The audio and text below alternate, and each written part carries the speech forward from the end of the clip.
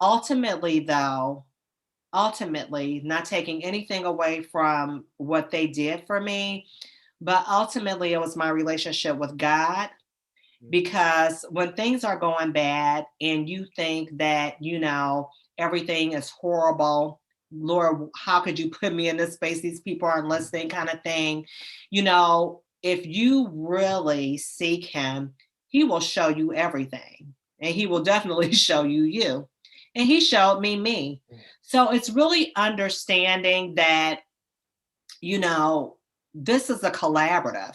You don't have to feel like you're on an island by yourself. You are a function of the whole pie, or you're the piece of the whole pie, a function of the entire entity. So, how can you fit in that and accomplish what you need to accomplish, not for you personally, not for the department personally, but for the institution? And in that, you will find ways to do exactly what you need to do, what HR needs to do, right? Again, it's not about you, but what HR needs to do so that the company can be successful. And you can, How do you do that when you have all these things sort of coming at you, sure. and you know what maybe needs to be done, but it's you're looking at it as a time commitment Hmm. that you don't see where you can budget that time out to dedicate.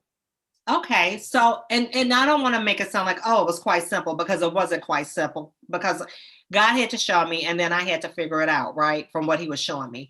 So this is what I did. So one day my CEO called me into her office, and it was something that she wanted to do, right? And instead of me saying, well, you can't do that, which was my first response all the time, and this is why you can't do it, right? It was, okay, what are you trying to accomplish in doing this? What is it going to require? Find out what the need is first. And then think about, can this be done without violating employee rights, without creating a lawsuit for yourself, without, creating an issue with our community, our visitors, how will what you want to do impact that? And let's figure out together how we can do it if there are any issues that might arise from this that can create havoc for the institution. So that's what I learned to do. I learned to seek out what the outcome was, and I looked for ways to help them meet that outcome. And there were times we just couldn't do it. And they understood why we could do it because my approach was different. Yeah. I showed interest in what they were doing, and my interest wasn't in what I needed to do alone. So I think that was key. Um, Yeah. and I have a seat at the table because of that. And I always had a seat at the table, but it was limited and sometimes rushed, you know. And other times it wasn't, depending on the topic. But, sometimes it just felt like, you know, this conversation isn't working. So now I have full attention, and all of my meetings are intentional. So, Yeah. time is being made for me to have the discussions that we need to Yeah. have.